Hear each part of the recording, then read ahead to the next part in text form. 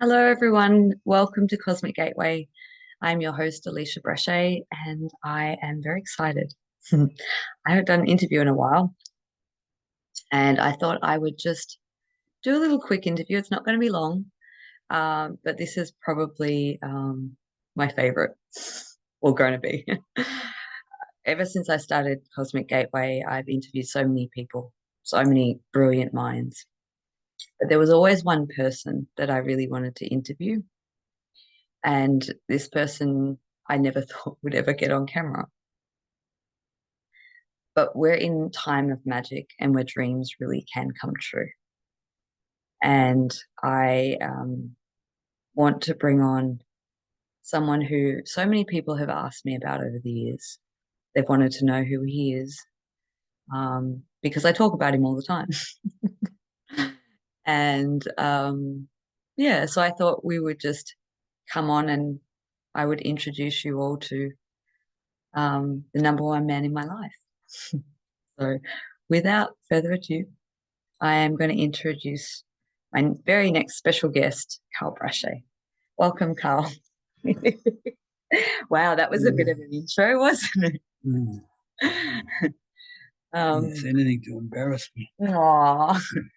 What I love about my dad is very humble, and we'll just make sure we get good. Yeah. So, my dad, well, I'll get him to share, but from my perspective, my dad was my first and greatest teacher. He taught me a lot of things, many things, and still does to this day. But he is also a man of many talents who builds a lot of things, don't you, Dad? Well, we have a go at it anyway. So, where did you? I mean, oh, and we have Looney's here too. She wants to make an appearance. Looney's loves her pa more than me most days. That's okay.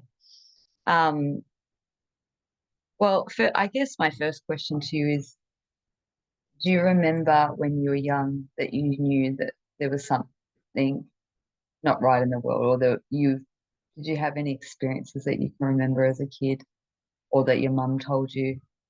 Because we all have that as children. We Uh, yes, there was one instance that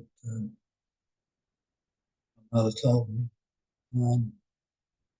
She used to come and sit on the bed before we went to go to sleep, and I would ask her who the old man in the corner with the white beard was.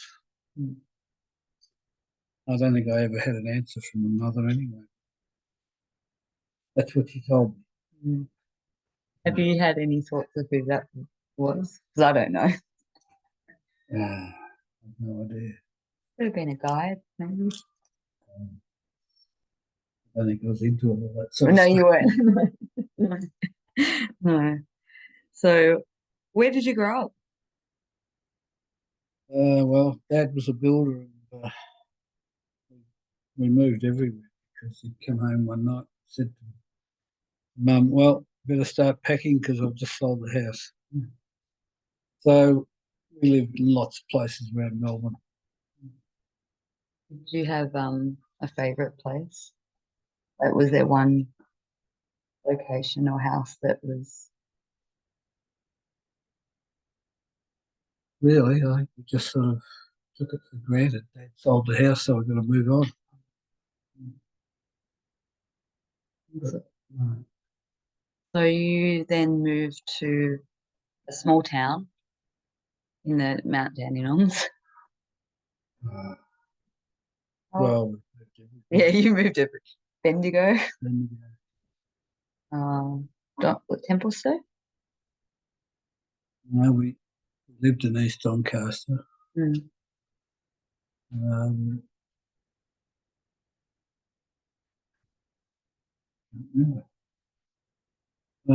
Canterbury. Mm. Um,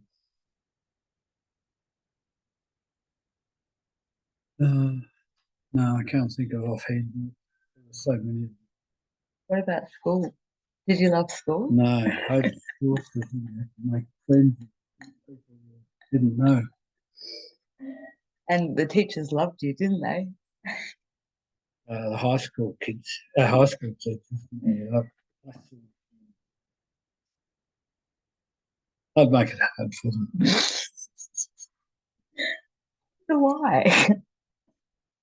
No, they asked me to leave on my report. They asked you to leave Yeah, nicely, that, or that was in the first 3 months of year 10. I left. you say, see you later? Yep, went straight into the building. Yeah, so what happened then? Bit of an eye opener, really. Especially when you go from school, hard work.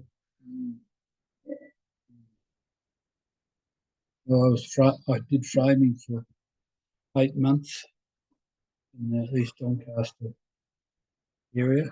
All the orchards were being pulled down and turning into estates in the 60s.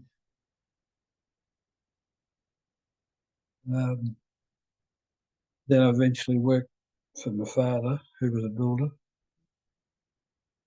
and learned to do a lot more things. Did you enjoy building houses? Um, Not really, because in those days you didn't use pine; it was all hardwood, so it was all heavy. Mm. And you'd come home with stained hands with splinters, and so yeah, no, it was hard, but it was part of life. And when I first started, I was earning £10 a week. £10 a week. What's that? Oh, about $20. Was that a good wage or no? I don't know. I went did an apprenticeship with another guy, and my wages went down to £7.6. So it wasn't much. What could that afford? Like, what could you afford on that? Like, was that enough to? Well, you certainly didn't pay board or anything like that because it just wasn't there. Mm. Was Uh, enough to get like transport and food or? uh, well, I bought a brand new, and it was £799. That was 1965, Wow. and it was costing me £5 a week. So it just about gobbled up the whole wage. Was Mm. that your first car? No, I had a Fiat 1100 before that, and that was another story. But anyway, So you went from getting asked politely to leave school, mm, you went into the building trade, mm, you got paid basically peanuts, mm, but you did the best you could. yep. And then what, you know, what sort of came next that you feel is important to like the work that you did? Well, I worked for my father some years, and that was doing framing to fixing to finishing, um, and I used to do the wall tiling around the showers and baths and stuff. Mm. Um, but, oh, we went from the building trade. We had a disposal shop in Country Gully where we used to get a lot of household stuff from people, go to auctions, Mm. government auctions. So I guess we did that for some years. And then my father decided we were going to build furniture, just cheap. So we started making uh, pantries with louver doors on them. And we used to sell them to all the cheaper outlets around Melbourne. Mm. And that was our start in making furniture. But then my brother and I decided we were going to start up again. This was some years later. And we rented a small factory in Mount Evelyn, an outer suburb of Melbourne. And we started advertising in the newspapers and used to make just cheap stuff, and people were happy with it. That's all they could afford. Mm. And eventually we sort of started to upgrade. We bought more machinery and we had about 8 or 10 guys working for us. Then we realised we weren't making any money. Had payday and everyone got paid but my brother and myself. Mm. Yeah, that's not cool, is it? No, No, really. no. It's no way to live a life when you. Well, those days, you just had to work hard and try and work it out. Mm. Hmm.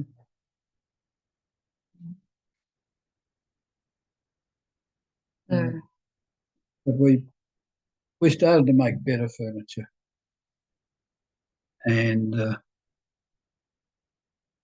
with different machinery, we were able to make it more refined out of a lot of pine we used, but we made it in such a way that it was more expensive than pine. mm, Um, that's basically what we did. yeah. And how long did you make furniture for? Because obviously there was a, you started, and then you. Uh, um, we started in uh, late 70s, early Mm, 80s. mm, Then we went up to about 85, I think. We sort of slowed it down a bit. mm. My brother wanted to do importing, so I decided just to do a little bit of stuff at home. No, that came later because 85 was the year after I was born. Do you remember? I was working it under the house Oh, sorry. Yeah, for 12 months. yeah. So I was born in. Do you remember when I was born? Mm. You go, oh goodness. The world's never been the same.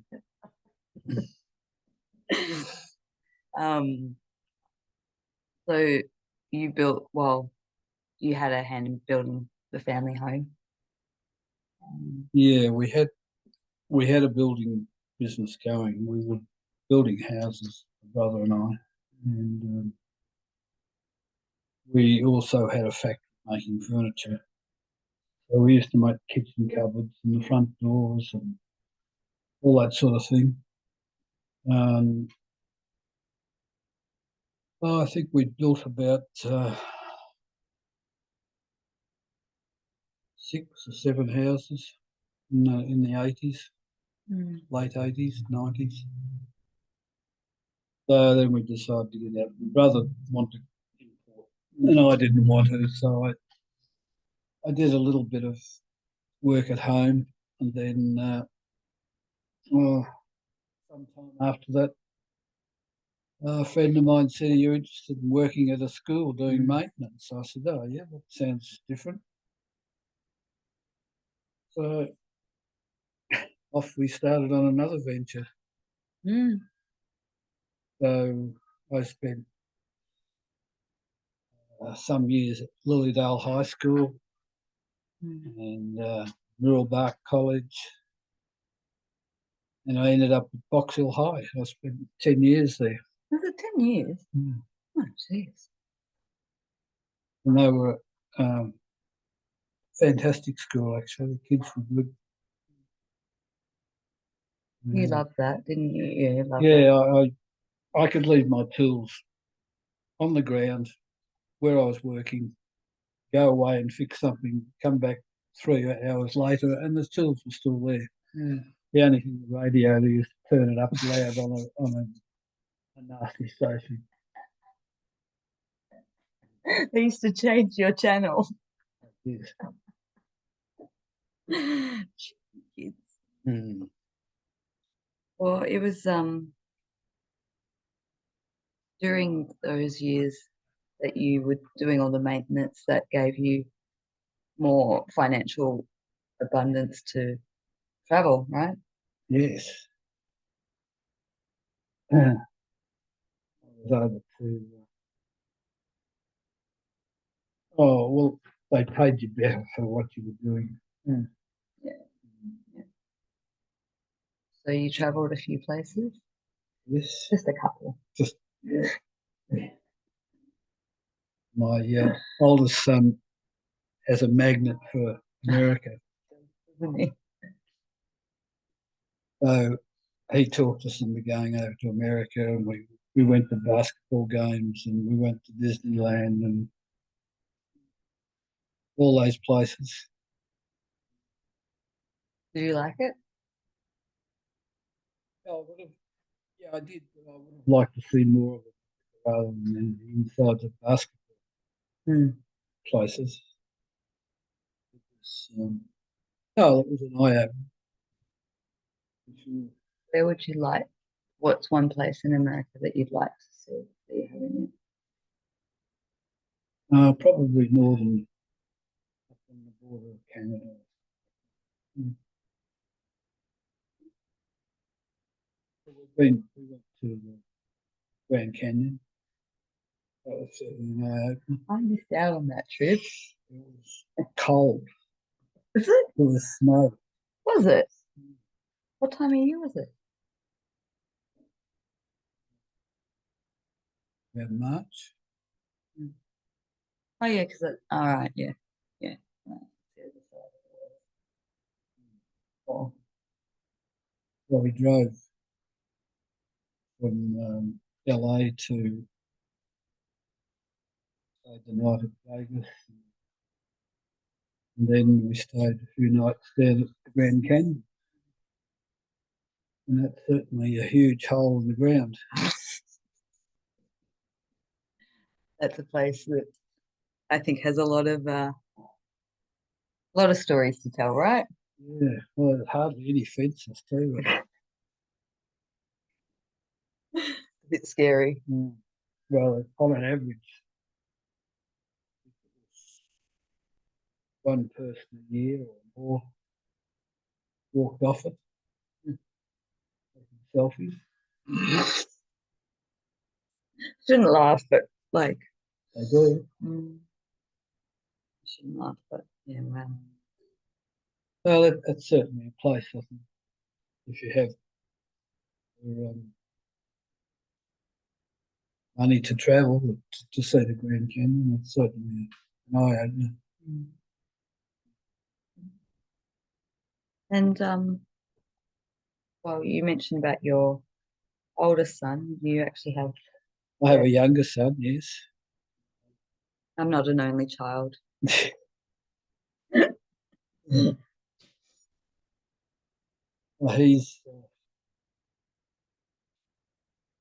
Well, he works for his father-in-law. Uh, Lots of uh, checking out floors if they're too slippery and people are falling over and trying to sue someone. They come in and check the see if the floor needs to be redone to not so slippery. So I have four grandchildren, and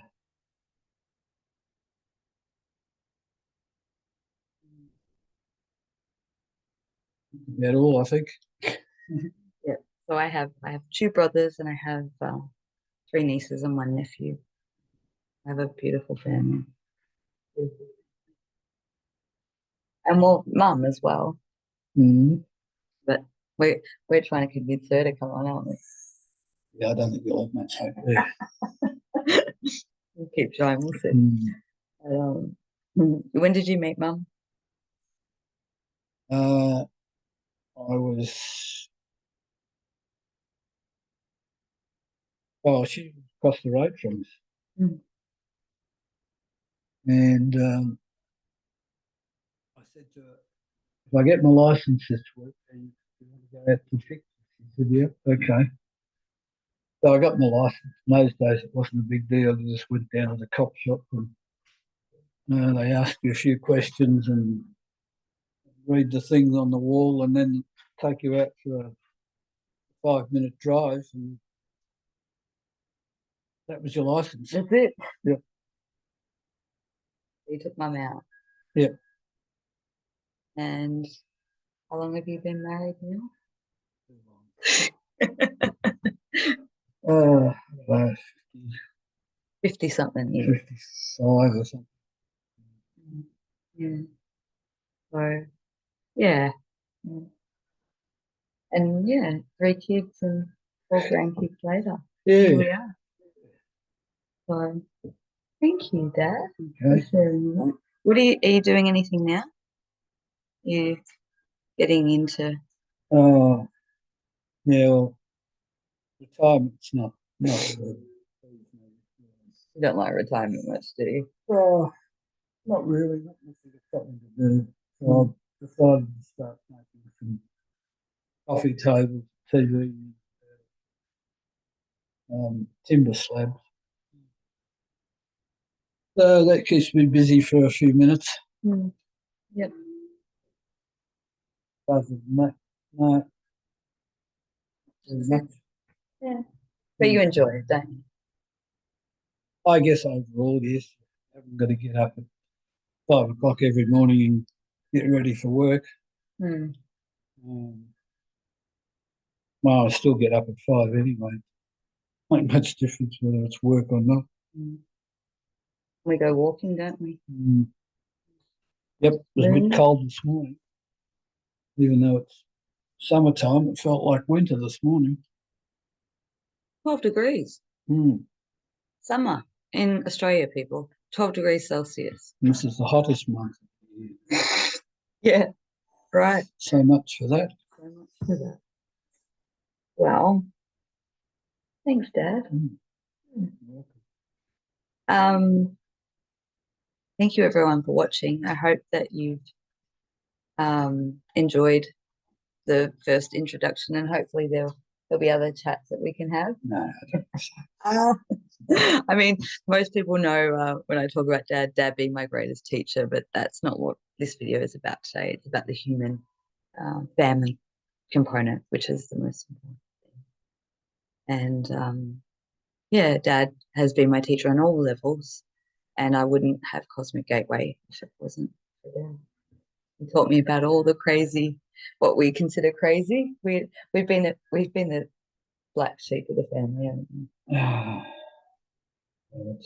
two sons just shrug their shoulders and say, we? But that's where we like to walk and talk, and that's my favorite, my most favorite memories growing up was walking with Dad and in the forest. We live in a beautiful environment where there's a lot of nature walks, and we would walk and we would talk about the stars and you know, well, everything really. yeah, Wouldn't leave a stone unturned, and Dad would teach me about a lot of the stuff that I talk about now. So, thank you, Dad. you're welcome. All right. Well, thank you everyone for watching. I hope that this conversation you've enjoyed. Finally getting to meet Carl.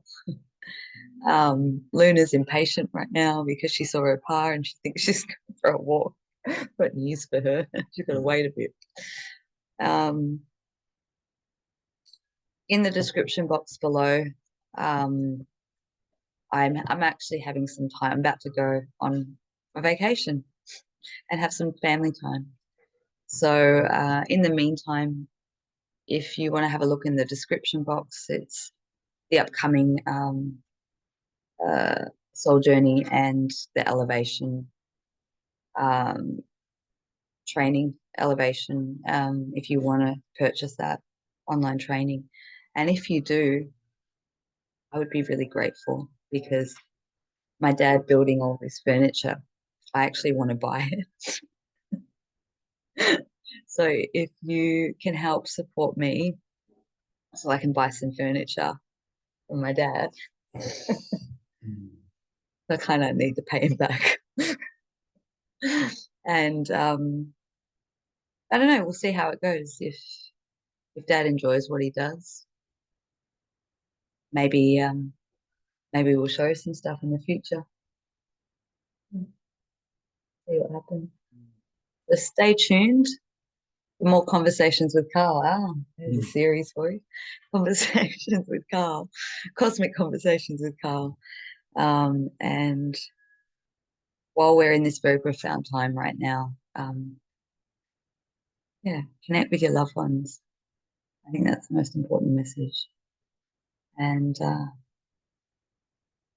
don't know, enjoy, go out and have fun, play in the sun, go for a walk, because that's what we're about to do. So, mwah, thank you all, love you, and we'll see you soon. Bye.